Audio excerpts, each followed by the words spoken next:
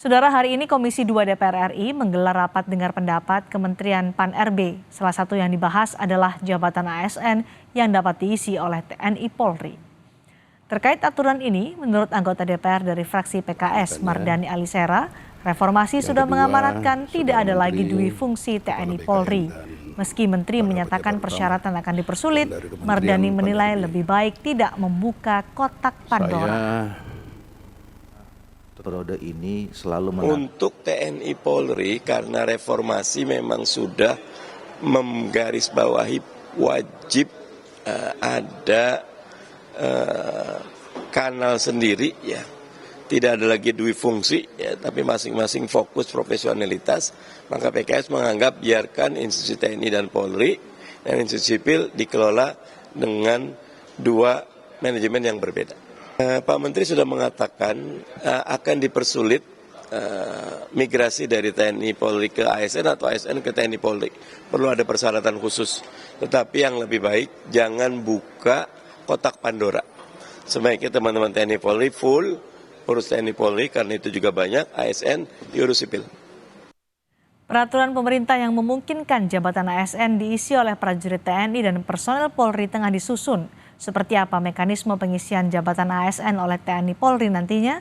Kita bergabung dengan jurnalis Kompas TV Valentina Sitorus di Gedung DPR Senayan, Jakarta. Valen, soal jabatan ASN diisi oleh TNI Polri, apakah sudah ada detail bagaimana mekanismenya dan posisi apa yang boleh diisi oleh TNI Polri?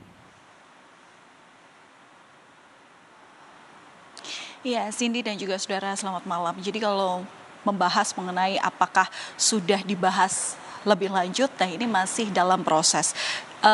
Untuk rapat dengar pendapat yang tadi dilakukan oleh jajaran Komisi 2 DPR RI bersama dengan Kementerian Pan-RB itu saat ini masih dalam progres pembahasan, di mana nanti dalam target penetapan dari RPP ASN ini nanti akan ditetapkan selambat-lambatnya pada tanggal 30 April 2024. Kemudian tadi hal terkait dengan pertanyaan sudah adakah posisi-posisi mana saja yang diperbolehkan untuk ditempati TNI Polri dalam lingkup ASN begitu. Ini tadi juga saya tanyakan kepada Menpan RB sendiri, memang tidak dijabarkan secara rinci, tapi disebutkan bahwa aturan-aturan ini sudah dijabarkan secara jelas di Undang-Undang TNI. Dan kalau misalnya saya mencari tahu lebih lanjut dari Undang-Undang Nomor 34 Tahun 2004, tepatnya di pasal 47 ayat 2 ini memang disebutkan bahwa prajurit aktif dapat menduduki jabatan pada kantor yang membidangi koordinator bidang politik dan keamanan negara,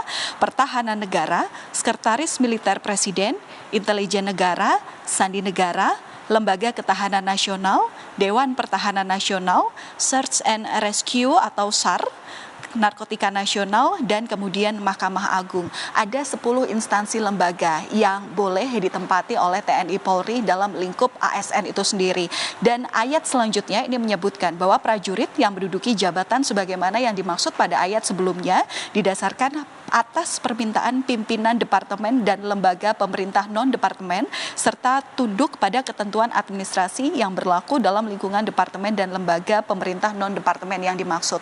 Dan tadi secara mekanisme sebenarnya yang diinfokan oleh Menpan RB ini sendiri bahwa memang jika salah satu nantinya lembaga ASN ini membutuhkan salah satu atau pekerjaan tambahan perlu bantuan dari TNI Polri, ini memang kemudian ada seleksi tersendiri yang mana memang seleksi ini bisa dikatakan dilakukan secara ketat.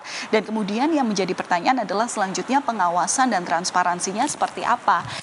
Ini nanti lingkupnya adalah dari kesekjenan, di mana nanti pastinya sudah ada tim profesi ahli yang kemudian melakukan seleksi terhadap calon-calon dari TNI Polri yang kemudian akan diperbantukan dalam pekerjaan yang kemudian dipasrahkan begitu ya, atau kemudian dibutuhkan bantuan dari lingkup TNI Polri. Dan kalau misalnya melihat daripada aturan terkait dengan respirokal ASN dan TNI Polri, di sini juga disebutkan, Cindy dan juga saudara, bahwa memang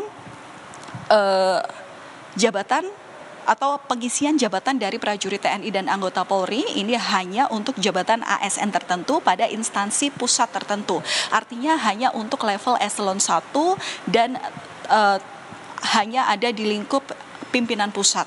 Kemudian prajurit TNI dan anggota Polri yang menduduki jabatan ASN pada instansi pusat tidak dapat beralih status menjadi ASN.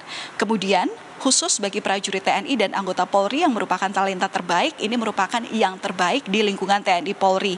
Dan ada juga poin yang merinci bahwa mereka yang nantinya akan diperbantukan dalam lingkup ASN adalah harus memenuhi kualifikasi pendidikan, kompetensi, kepangkatan, pendidikan, pelatihan, rekam jejak, pengalaman jabatan yang relevan, kesehatan, integritas, dan persyaratan jabatan yang sesuai dengan jabatan yang diperlukan. Sementara begitu, Cindy, hingga saat ini prosesnya masih dalam progres pembahasan, sekali lagi di mana nanti ada proses lanjutan di mana harmonisasi, kemudian juga pengajuan hasil harmonisasi ke Presiden dan kemudian nanti akhirnya ditetapkan selambat-lambatnya pada tanggal 30 April 2024.